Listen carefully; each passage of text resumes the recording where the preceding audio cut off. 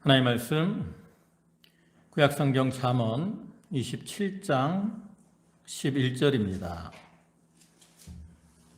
구약성경 페이지로는 942쪽 잠언 27장 11절부터 19절까지 말씀입니다.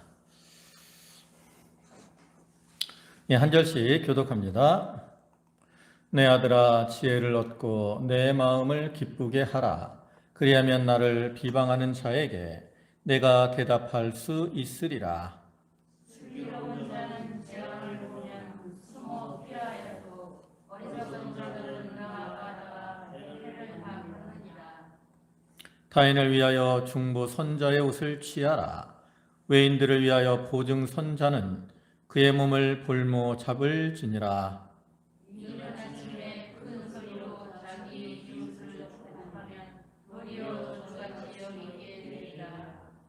다투는 여자는 비 오는 날에 이어 떨어지는 물방울이라.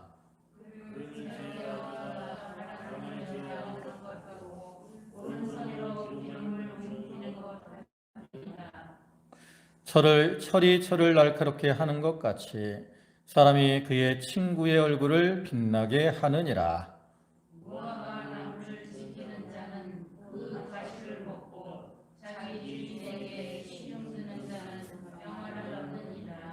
네, 19절은 다 같이 봅니다. 물에 비치면 얼굴이 서로 같은 것 같이 사람의 마음도 서로 비치느니라. 아멘. 네, 오늘 잠언 27장 거의 11절부터 19절까지 말씀을 보셨는데요. 이 본문이 포함된 그 잠언 25장부터 29장까지의 말씀은 솔로몬의 잠언입니다. 다만 이것은 1장부터 26장까지 이어지는 그 잠언과 같은 솔로몬 시대, 솔로몬에 의해서 기록된 것이 아니라 그 솔로몬 사후 약 250년이 지나서 히스기야 시대 그의 그 신하들에 의해서 편집된 잠언이에요. 이것은 이제 그 1장부터 26장보다는 후기에 기록이 되어 있기 때문에 어떠한 문체적인 면에서 좀 더 세련되다라는 특징을 가지고 있긴 하지만 내용면에 있어서는 그 앞의 잠언들이 어떠한 특정한 주제를 일관성 있게 다루는 것이 아니라 그 삶의 현장에서 부딪히는 다양한 문제들에 대해서 어떻게 대응하는 것이 지혜로운가, 이것을 교훈하는 것처럼 본문의 말씀도 그러한 교훈들이 이렇게 산재되어 나오고 있습니다. 그 중에 이제 오늘 본문의 말씀은 특별히 이제 여러 가지 주제들이 있지만 그 중에서도 다른 사람과의 관계에 있어서 우리가 지혜롭고 선하게 행해야 될 것을 교훈을 하지요. 우리가 인간을 사회적 동물이다라고 말을 하는데 이것은 우리가 그 사람과의 관계 속에서 사람과 사람 사이에서 관계를 이루고 또 사회를 이루고 살아가는 것을 의미합니다. 그래서 대다수의 사람들은 이러한 관계 속에서 특별히 좋은 관계를 이루고 그 가운데서 기쁨과 또 행복, 평안을 누리며 살기를 원하죠. 근데 실제적인 삶의 모습을 보면 어떤 사람들은 좋은 관계를 통해서 기쁨과 행복을 누리는 이러한 삶을 살기도 하지만 또 어떤 사람들은 반대로 이 잘못된 관계로 인해서 상처를 입고 또 고통을 당하기도 합니다. 근데 그러한 모습은 가장 기본적인 관계인 가정에서도 그러한 모습을 볼 수 있고 또 신앙적인 관계인 이 교회 안에서도 그러한 모습들을 우리가 볼 수 있어요. 그리고 이런 어떤 관계로 인해서 상처 있는 이러한 모습들은 말세가 되면 될수록 더 그러한 모습들을 많이 발견할 수 있죠. 왜냐하면 사람들이 점점 이기주의가 되기 때문에 자기를 사랑하는 시대가 되기 때문에 자기를 중심으로 관계를 이렇게 해석을 하기 때문에 다른 사람들에게는 상처를 주고 고통을 주는 경우가 많아요. 그러나 우리가 오늘 본문을 보면 하나님께서는 무엇을 원하십니까? 우리 성도들이 참 사람들과 좋은 관계를 맺고 그 가운데서 화평과 기쁨을 누리는 그러한 사람들이 지혜롭고 슬기로운 자임을 교훈하고 있어요.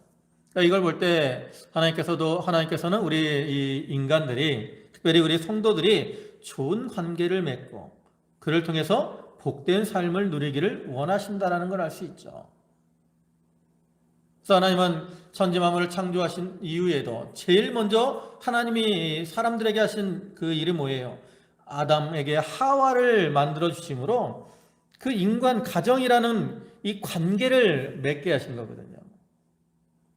또 고린도후서 5장 18절과 19절을 보면 모든 것이 하나님께로서 났으며 그가 그리스도로 말미암아 우리를 자기와 화목하게 하시고 또 우리에게 화목하게 하는 직분을 주셨으니 곧 하나님께서 그리스도 안에 계시사 세상을 자기와 화목하게 하시며 그들의 죄를 그들에게 돌리지 아니하시고 화목하게 하는 말씀을 우리에게 부탁하셨느니라 그랬어요.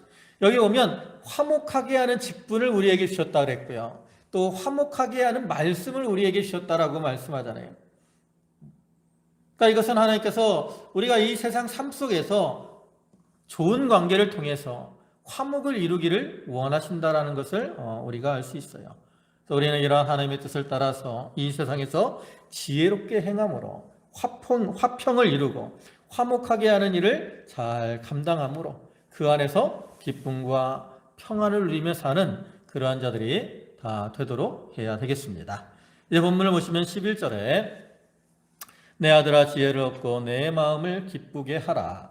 그리하면 나를 비방하는 자에게 내가 대답할 수 있으리라. 오늘날도 마찬가지지만 고대 이 이스라엘 사회에서는 이 관습상 지혜로운 그러한 아들이나 제자는 아버지, 부모나 또 스승에게 주어진 하나님의 축복이자 또 큰 명예로 여겼다. 또 본문은 그러한 사상을 이렇게 반영한 것으로서 저자는 이렇게 지혜로운 자녀가 아버지, 부모의 마음을 기쁘게 할 뿐만 아니라 그 지혜로운 행동은 그 부모나 스승을 비방하는 원수들에게 그 자녀가 지혜롭게 행동하는 것을 통해서 그 비방이 무고한 것이다라는 것을 증명하는 이러한 증거가 되어서 오히려 원수에게 수치와 모욕을 안겨주고 부모와 스승은 영광스럽게 된다라는 이러한 사실을 교훈하고 있는 겁니다. 그래서 어느 시대나 우리가 자녀들이 참 지혜롭게 잘 행하면 다른 사람들이 부모를 이렇게 비방할지라도 부모가 너희가 나를 비방하지만 내 자녀가 이렇게 바르게 행하는 걸 봐라. 이렇게 어떠한 대답할 것이 있고 또 담대할 수가 있다라는 거예요. 시편 127편 4절과 5절에서는 젊은 자의 자식은 장사의 수중에 화살 같으니 이것이 그의 화살통에 가득한 자는 복되도다. 그들이 성문에서 그들의 원수와 담판할 때에 수치를 당하지 아니하리로다. 이렇게 좋은 자녀가 있으면 부모가 그 자녀로 인해서 담대할 수 있는 겁니다. 우리가 육신적으로 좋은 자녀가 되는 것이 중요한데요. 이건 또 육신적으로 뿐만 아니라 영적인 면에서 생각해 보면 우리 성도들이 이렇게 믿음의 자녀로서 지혜롭게 행하면 그 사람의 행동이 교회나 또 교역자나 또 하나님께 기쁨과 자랑이 된다는 거예요. 반면에 성도들이 밖에 나가서 잘못된 모습으로 행하면 교회나 교역자 또 하나님께 부끄러움을 끼치게 되는 거죠. 그래서 우리 성도들은 육신적으로도 좀 지혜로운 자녀가 되어서 부모에게 자랑이 되는, 여기는 이제 자녀가 되기보다는 자녀들을 기르지만 자녀들이 그렇게 될수록 잘 양육하는 것이 중요하고요. 또 영적으로는 우리가 지혜로운 자가 되어서 이렇게 교회나 또 교역자, 하나님께 기쁨과 자랑이 되는 그러한 사람들이 되도록 해야 되는 거죠. 그 다음에 12절에는 슬기로운 자는 재앙을 보면 숨어 피하여도 어리석은 자들은 나가다가 해를 받느니라. 여기는 이제 이 슬기로운 자와 어리석은 자의 삶의 특징 중에 한 가지를 대조적으로 기술하고 있는 거죠. 그래서 보고 판단하는 것이 아니라 그 뒤에 이렇게 숨겨진 여러 가지 상황들을 신중하고 또 사력 있게 잘 살펴보고 결론을 내리기 때문에 닥쳐올 재앙을 피할 수가 있어요. 반면에 어리석은 자는 뭐 뒤에 있는 것들을 바라보지 못하고 당장 눈앞에 있는 어떠한 이익, 이런 것들을 바라보다가 그것을 따라가고 그로 인해 함정에 빠져 해를 입게 된다라는 거죠. 그래서 우리가 이것은 이 어리석은 그러한 행동을 피하고 매사에 지혜롭고 신중하게 행동해야 될 것을 교훈하는 거죠. 우리가 재앙을 만날 때 우리에게 참된 피난처는 무엇입니까? 여러분, 성경에서 우리가 우리의 피난처가 뭐예요? 성경에서 말하는 피난처는 두 가지. 하나는 예수 그리스도, 즉 하나님께 피하는 것이고요. 또 하나는 말씀대로 순종하는 겁니다. 그래서 이 지혜로운 자들은 그걸 깨닫고 어떠한 재앙이 닥쳐올 것 같으면 그리스도 안에서 피하고 말씀대로 순종함으로 그걸 이겨나가요. 반면에 어리석은 자들은 어떻게 해요? 자기 힘으로 그걸 해결하려고 한다고. 그래서 그리스도 안으로 피하려고 하기보다는 오히려 그리스도를 떠나고 말씀을 버리고 세상을 의지하고 나아가는 거죠.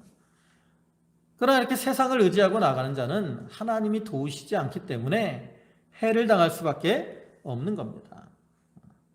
우리가 언제나 하나님 말씀대로 행하고 말씀대로 무엇을 이루려고 하면 하나님께서 우리를 도와주셔요. 어떠한 재앙이 닥쳐와도 감당할 수 있는 그러한 능력이 우리에게 임하는 거죠. 반면에 하나님을 의지하지 않고 자기의 힘으로 하려고 하는 자는 오히려 하나님의 도움의 손길이 떠나게 됩니다. 그런데 우리가 알다시피 우리 인간들은 다 어떤 존재들입니까? 우리는 다 연약하고 무능한 그러한 존재들이죠. 그래서 우리는 연약하고 무능하기 때문에 자기 앞에 닥쳐오는 재앙들, 이거를 자기 힘으로 감당할 수 있는 사람이 없어요.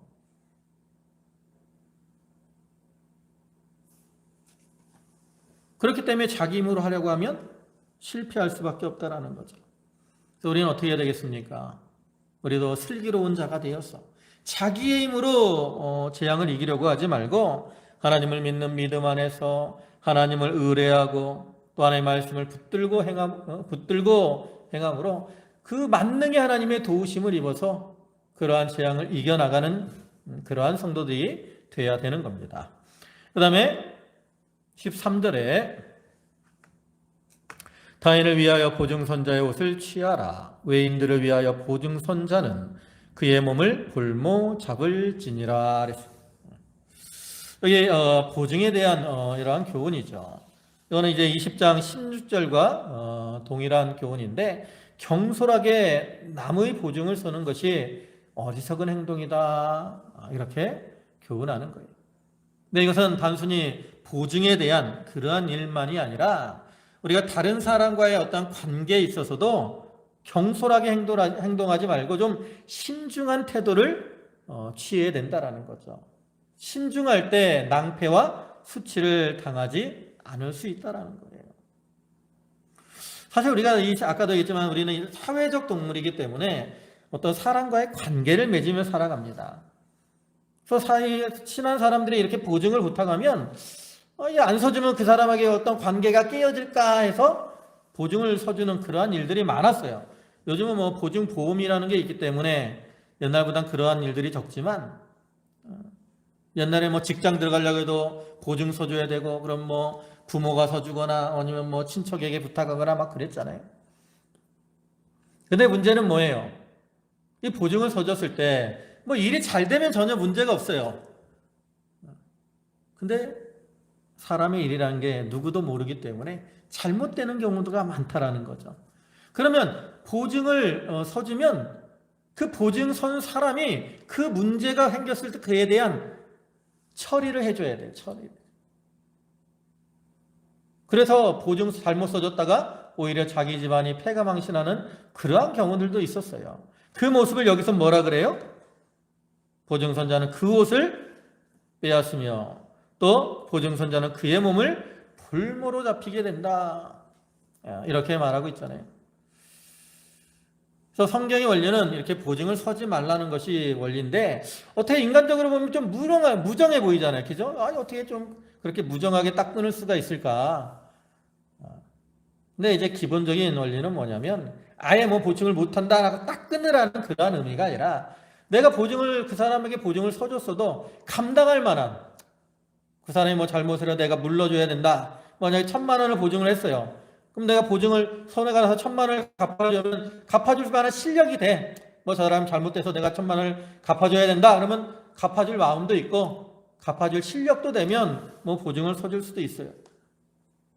그러나 그런 이 실력이 안 되면 그러지 말라는 거죠. 그러면 오히려 인간관계를 생각해서 보증을 서준 것이 오히려 더 관계가 나빠지겠네. 저놈 때문에 내가 망해서 이렇게 고생한다. 저 인간 때문에 우리 가족들이 이렇게 고생한다. 더 미워하게 되잖아요. 그러니까 그렇게 되지 않도록 형편에 맞게 지혜롭고 또 신중하게 행동해야 될 것을 교훈하는 거죠. 그 다음에 또 14절에는 이른 아침에 큰 소리로 자기 이웃을 축복하면 도리어 저주같이 여기게 되리라. 여기 축복 그랬는데 이거는 아침 인사를 가리키는 겁니다. 뭐 이스라엘 말로 하면 샬롬 이 정도를 얘기하는데 보통 이제 뭐 이렇게 인사를 하면 우리가 사람 만나면 샬롬 하는데 아주 이른 아침에 경우에 맞지 않게 아주 큰 소리로 인사하는 것은 어떤 일반적인 인사와는 달리 상대방에게 어떤 자기의 친절, 존경을 의도적으로 과시하기 위한 그러한 모습이고 그래서 일종의 아첨에 해당한다라는 거죠. 그래서 이러한 인사들은 그 상대방에게 기쁨을 주기보다는 오히려 그 과장된 행동으로 인해서 자신에게 해를 끼치게 된다라는 우리가 이러한 모습을 언제 많이 봅니까? 선거 때 많이 봐요. 선거 때. 그죠? 여기는 뭐 좀 그렇게 새벽같이 뭐 이렇게 하는 게 별로 많지 않지만 이제 시내 가면 직장인들이 아침에 출근하잖아요. 그죠?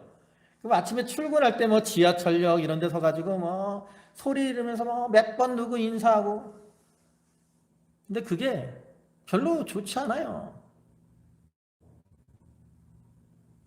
자기 딴에는 뭐 잘하는 것 같이 여기는데 그게 사람들에게 기쁨을 주느냐 별로 그렇지 않은 것 같아요. 제가 볼 때는 오히려 사람들이 아침부터 시끄럽게 하고 사람들의 마음을 이렇게 상하게 하는 경우가 더 많은 거죠. 그리고 이제 신앙적으로 볼 때는 이 아침이라는 시간은 우리가 하나님께 기도하고 하나님과 사귀는 이러한 시간이고 또 하나님 앞에 기도함으로 신령한 은혜를 받는 이러한 시간인데 이러한 시간에 아침에 찾아와서 인사한다고 큰 소리를 치게 되면 하나님과 이러한 신령한 교통이 끊어지게 되는 거죠. 그래서 오히려 영적인 유익이 없게 된다라는. 그러니까 우리가 다른 사람과의 어떤 좋은 관계를 하려면 뭐 어떠한 이 마음에도 없는 이러한 과장한 친절 이런 걸로 자기를 꾸미지 말고 평상시에 그죠? 평상시에 좀 진실하고 또 성실함으로 대하는 이러한 자세를 갖추어야 된다는. 또 이번에 뭐 이런 얘기 해도 되는지 모르겠는데 이번에 이 농협 조합장 선거할 때 그 조합장 되신 분이 뭐 몇 년 동안 이렇게 성실하게 뭐 이렇게 도와 사람들한테 인사도 하고 봉사도 하고 했다 그러더라고. 그런 모습들이 아마 사람들에게 좋은 이미지로 미쳤을 거예요. 뭐 선거 때만 이렇게 뭐 찾아와서 인사하는 것보다 평상시에 잘하니까 사람들에게 좋은 이미지를 끼치고 그래서 뭐 되지 않았을까 그 얘기를 들으니까 그런 이제 생각이 들더라고요. 그래서 우리가 그런 모습이 중요한 거죠.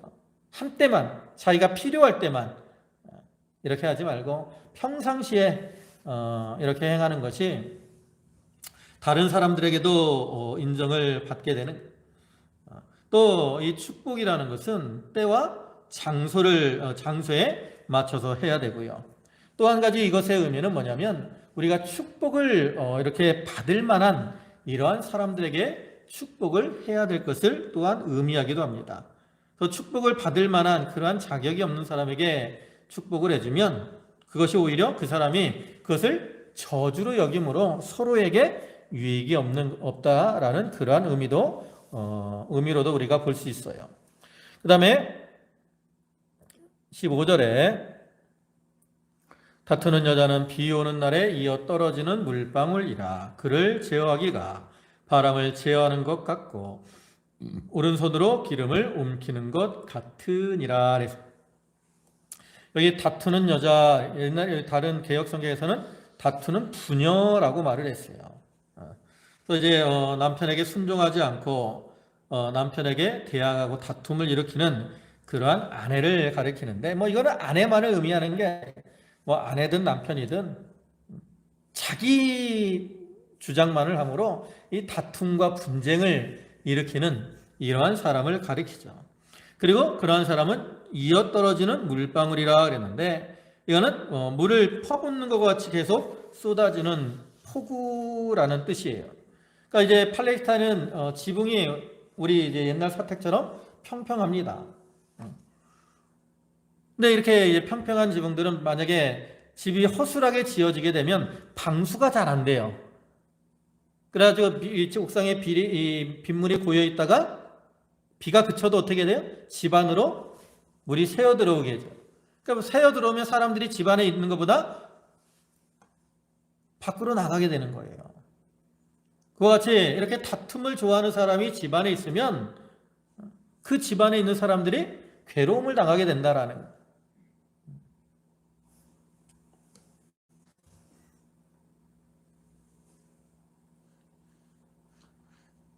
우리가 참 비가 와서 비가 새면 참 사람들의 근심이 되죠. 제가 옛날에 시골에 이제 내려갔을 때 어릴 때 가끔 비가 많이 오면 옛날 집들은 비 새는 데가 많다고. 그러면 뚝뚝 떨어지면 깡통 놓고 오각 놓고 그래갖고 물 뚝뚝 떨어지면서 이제 지내고 했는데 참 불편해요. 우리 교회도 이제 비가 많이 오면 이 사무실 그쪽으로 비가 새서 이제 우리가 공사하려고 지금 준비하고 있는데, 아무튼 비가 많이 새면 그게 염려가 되고 근심이 되는 거죠. 그와 같이 이렇게 다투기를 좋아하는 이러한 사람은 다른 사람에게 근심과 고민이 되고 또 다른 사람을 괴롭게 한다라는 거예요. 근데 이러한 사람을 제어하는 것이 쉬워요? 쉽지가 않아요. 본문에서 뭐라고 합니까? 바람을 제어하는 것 같고 오른손으로 기름을 움키는 것 같으니라 그랬어요. 여러분, 바람을 손으로 잡을 수 있어요? 바람을 내가 내 맘대로 제어할 수 있어요? 요즘은 좀 할 수 있습니다. 왜? 선풍기 같은 거. 선풍기 틀면 바람이 이쪽으로 갔다 저쪽으로 갔다 좀 조정이 되죠. 그러나 이게 작은 바람은 내가 내 마음대로 할 수 있을지 모르지만 큰 바람들은 그렇게 못해요. 어제 이제 이쪽 그 동해안 강릉 쪽에 또 화재가 나서 한참 좀 심각했는데, 왜 그런 화재가 났습니까? 바람 때문에. 바람이 하도 세게 부니까 나무가 부러지면서 이제 전선줄을 쳐서 거기서 불꽃이 튀어서 화사가 났고, 또 바람이 너무 세니까 불을 진화할 수가 없는 거예요. 불이 이렇게 조금씩 건너가는 게 바람이 부니까 확 넘어가 버려, 저쪽으로. 비화라 그러든가 바람을 타고 넘어가 버려. 그러니까 여기서 불을 잡아도 또 저쪽에서 불이 나고 또 저쪽에서 불이 나고 또 바람이 많이 오니까 헬기도 못 떠. 그래갖고 어제 막 불이 심각했는데 다행히 좀 강릉 쪽에 비가 좀 생각보다 많이 와가지고 진화가 잘 됐다고 하는데, 우리가 바람을 사람의 손으로 제어할 수 없습니다. 또 기름을 내 손에 오른손에 잡았다 그래서 기름이 내 손에 그냥 머물러 있어요? 기름은 손을 타고 다 흘러내리잖아요. 그와 같이 다투는 사람은 제어하기가 힘이 듭니다. 그러니까 우리가 다투는 사람이 있을 때 그 사람을 제어하려고 하지 말라는 거죠. 그러면 이 말은 뭡니까? 내가 그 사람과 다투지 않으려고 좀 조심해야 될 것을 의미하는 거예요. 조심해야 돼요. 그럼 내가 그 사람과 다투지 않으려면 어떻게 해야 되느냐? 특별히 우리 믿는 성도들은 다투지 않으려면 어떻게 해야 돼요? 첫째로 자기 속에 하나님을 모셔야 됩니다. 하나님을 모시고, 그 다음에 자기 마음을 온유하고 겸손한, 온유하고 안정된 그러한 심령으로 살아야 되고요. 그 다음에 좀 모든 것을 하나님 앞에 맡기고 기도하는 거죠. 그래서 하나님의 권고하심이 있을 때까지 기다리며 참는 것이고, 네, 마지막으로는 예수 그리스도의 마음을 품는 겁니다. 예수 그리스도의 마음은 어떤 마음이에요? 예수 그리스도는 자기를 희생하고 헌신한 그러한 마음이죠. 또 우리가 예수 그리스도와 같이 좀 자기를 낮추고 희생하며 헌신하면 다툼이 잘 일어나지 않습니다. 가정에서도 남편과 아내가 서로 섬기기를 잘하면 그 가정이 싸움이 일어나겠어요? 교회에서도 마찬가지죠.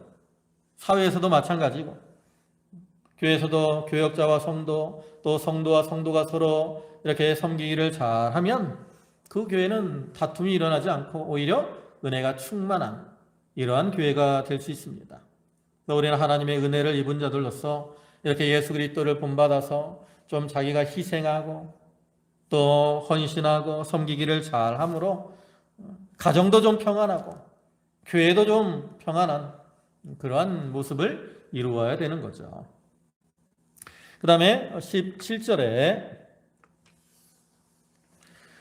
철이 철을 날카롭게 하는 것 같이 사람이 그의 친구의 얼굴을 빛나게 하느니라. 여기 철이 철을 날카롭게 한다. 이거는 이제 옛날에는 좀 부정적인 면으로 해석을 했어요. 철이 철을 날카롭게 이렇게 깨트리고 날카롭게 하는 것처럼 다른 사람을 깨트리고 상처를 준다, 이런 식으로 해석을 많이 했었는데 요즘은 좀 긍정적으로 해석을 합니다. 좋은 철을 우리가 이제 철을 이렇게 연마를 하잖아요. 뭐 대장간에서 칼을 만들 때 망치 철이잖아요. 그걸 막 두들겨서 하면 어떻게 돼요? 칼이 날카로워지죠. 날카로운 칼을 만들 때. 칼로 칼을 다듬고 연마해서 이렇게 날카롭고 유용한 이러한 도구를 만드는 것처럼 이렇게 좋은 친구는 선의의 경쟁을 통해서 인격이나 또 지혜, 신앙을 이렇게 진보시키는 그러한 계기가 된다라는 거예요. 저 좋은 친구는 그 사람이 뭐 잘했을 때는 어떻게 해요? 옆에서 칭찬해주고 시기하지 않습니다. 좋은 친구는 시기하지 않아요. 그 사람이 잘 되면 옆에서 같이 기뻐해 줍니다. 반면에 또 그 사람이 잘못하면 어떻게 해요? 그 사람을 책망해주고 권면해 줍니다. 그러니까 잘못했을 때 책망해주고 권면해 주니까 그걸 통해서 바른 길을 걸어갈 수 있죠. 아, 이게 내가 잘못됐구나, 저 친구가 말하는 것처럼. 그래서 잘못된 길에서 돌이켜서 바른 길을 걸어가는 것이고, 또 잘했을 때 이렇게 옆에서 응원해주고 칭찬해주면 거기서 힘을 얻어서 더 잘하게 돼요. 그러니까 이러한 과정들을 통해서 인격이 자라나게 되는 거죠.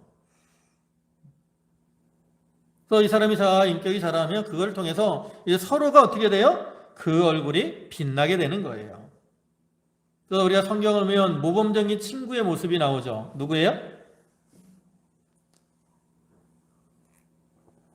성경에서 가장 모범적인 친구의 모습, 다윗과 요나단입니다. 다윗과 요나단. 여러분, 다윗과 요나단은 인간적으로 볼 때는 왕위를 두고 경쟁하는 사이예요.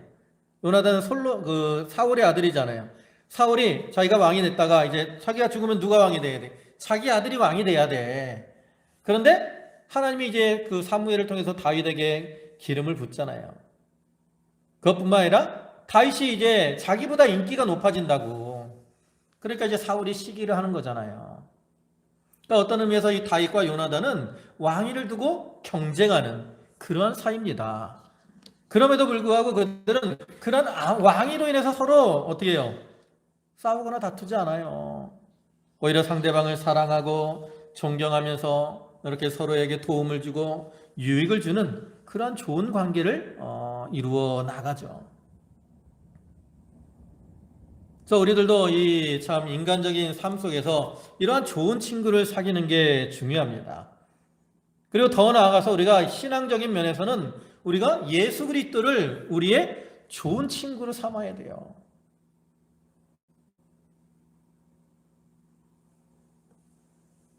예수님이 제자들에게 내가 너희를 친구라 말씀하잖아요.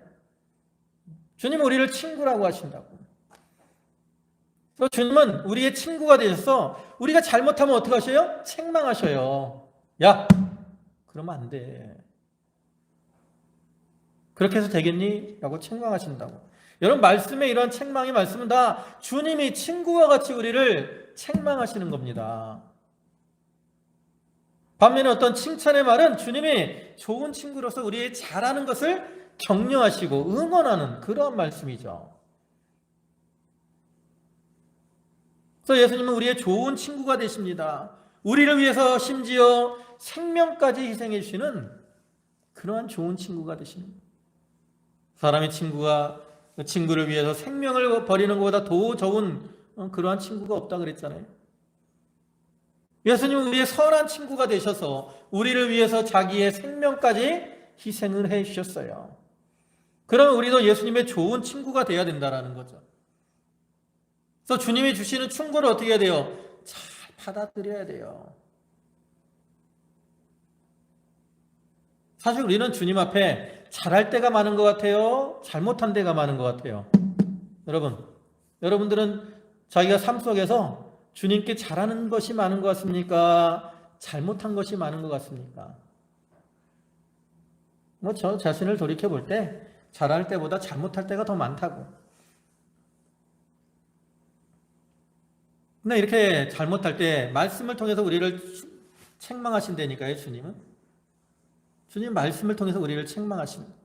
그러면 그 책망의 말씀을 듣고 고쳐나가려고 힘을 써야 되는 거죠.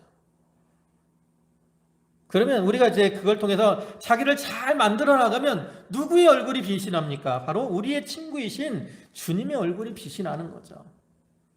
주님을 영화롭게 하는 거라고. 하나님을 영화롭게 하는 것이고. 그래서 우리는 그러한 모습으로 좀 자기를 만들어 나가야 돼요. 주님의 좋은 친구가 되어서 주님의 얼굴을 빛나게 하는 그러한 성도. 얼마나 기쁩니까? 그런 모습으로 자기를 좀 만들어 나가야 되겠어요. 그 다음에 18절에 무화과 나무를 지키는 자는 그 과실을 먹고 자기 주인에게 시종 두는 자는 영화를 얻느니라. 여기 무화과 나무를 지키는 자, 이거는 이제 무화과 나무를 잘 자라도록 성실하게 보살피고 가꾸어서 마침내 열매를 수확하는 이러한 자를 가리키고요. 그 다음에 그 자기 주인에게 시중 두는 자, 이거는 주인이 편안하게 이렇게 지내고 또 주인이 하는 일이 잘 되도록 최선을 다해서 섬기는 이러한 종을 가리킵니다. 그래서 이렇게 무화과 나무를 지키는 자는 뭘 먹어요? 그 과실을 먹어요.